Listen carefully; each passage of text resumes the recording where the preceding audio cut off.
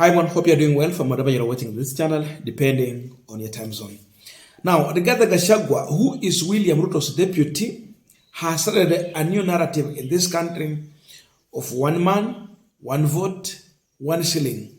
That in itself is a call for a return of Building Bridges initiative that was initiated by the fourth President Uhuru Kenyatta and Raila Amolo Odinga. Right now, that is what Gachagua is pushing for.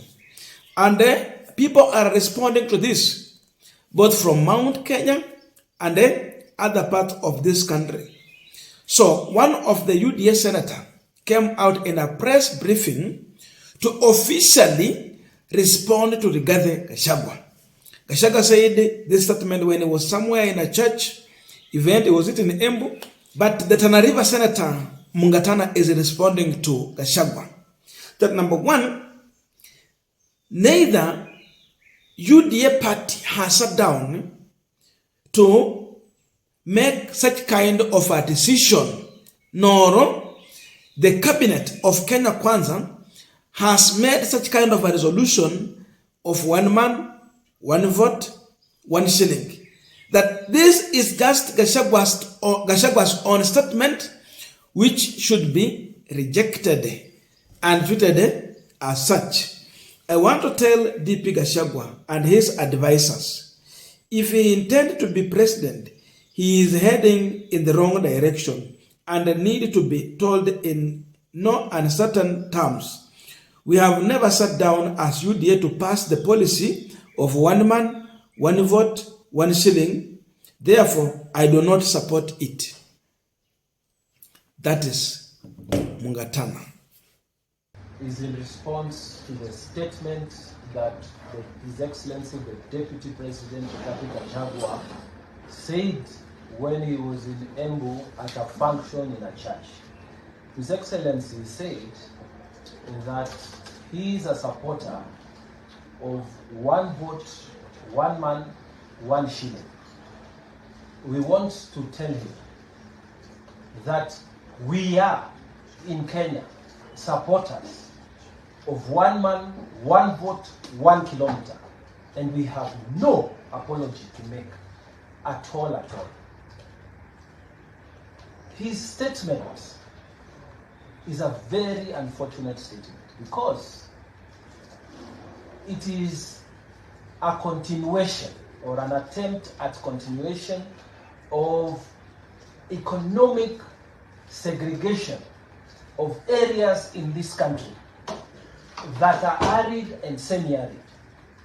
It is economic discrimination of areas in this country that are arid and semi-arid. And we are not in this country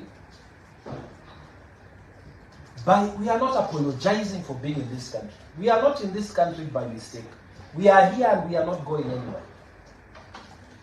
And this policy has a background. Now, Gachagua is Mungatana's senior in UDA and Kenya Kwanza. He is the deputy president, second in command. They are in the same political party with this senator of Tana River. The question is, where does the senator get the guts to address his senior directly? That is the big question. And how far will Gachagua go with this discussion of one man, one vote, one shilling?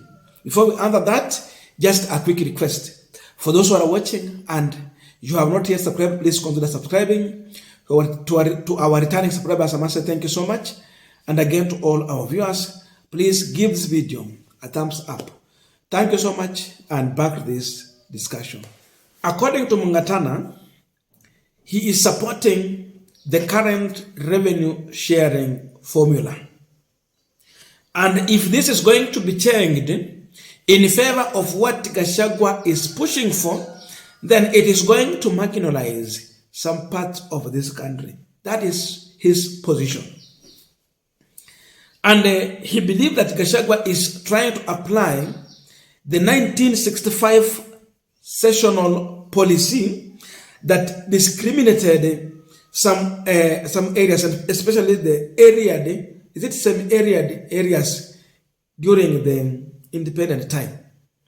Of course, Moi and the previous presidents, they focused more in investing in an area where there was a return for money. That's where they were putting some kind of development, because they knew these areas will develop quickly and therefore there will be revenue to generate from those areas. You might know some towns, they could grow quickly, and as a township, they can collect money. They will have serious investors being attracted to those areas. So with that kind of, idea, some part of this country were left behind. They were undeveloped. That's why you see, in this country, if you come to some areas, you'll find a school, especially primary school, it is close to 3 kilometers or 2 kilometers from one to another. Kwa mfano nikitumia mfano wa hapa Vihiga, Sabatia, because I'm now in Sabatia. You'll find a primary school from one to another is merely a kilometer or a half a kilometer. Half a kilometer. You are at one school. Secondary school now, they are all over. But if you go in some part of this country, you will walk kilometers and kilometers to find a primary school, ndio ufike kwa ingine. Hiyo ni mfano tu nimetumia. So, to try and close that gap, there was this issue of revenue sharing that considered the marginalized areas so that they can also develop. So that wanafunzi wa kutoka kule na watu wa huko wapate maendeleo na wakuwe sawa na Wakenya wengine. Otherwise, tutakuwa na Kenya mbili ndani ya Kenya ya inchi moja, whereby we have those who have developed and have better education na wengine wenye hawajawahi grow. So to deal with that issue through the revenue sharing, that was put into consideration. So Gachagua is against that because more resources went to these semi-arid areas. Eastern area there. Ukiongea mambo ya Wajir, Garissa, Tana River, those ones. So to deal with this issue, the issue of one man, one vote, one shilling came in. But there were, BBI was trying to bring in more constituencies. That muko wengi, wacha tuongeza another constituency to deal with this issue. Then, these people were against that. Now they're bringing this discussion. So today, Mungatana is bringing this discussion back. But where does he get the guts to address Gachagua? This way. Definitely, a possibility of William Ruto speaking through Mungatana is there. Look for someone who's coming from these areas. Then use that person to drum up the support, the rejection of Gachagua's position. So there is going to be a division within the Kenya Kwanza and the UDA party. Those who support Gachagua's idea, because remember, Ruto bought UDM party. UDM is coming from this same area. UDM came with more than 9 members of parliament. They have a senator, a governor, and a party leader. So they are in this coalition. When you bring this discussion, it's uncomfortable for these people. So you bring a serious division within Kenya Kwanza and the UDA party. With that one, Gachagua will not be sitting comfortable. Already, there is a fight within this party. There is a division. So, there is going to be a serious division and a serious opposition within the same party. So, for Gachagua to win this discussion of one man, one vote, he will need William Ruto. The question is that, is Ruto supporting that? And if Ruto is supporting that, how come his juniors, Gachagua's juniors, are coming out to respond to him.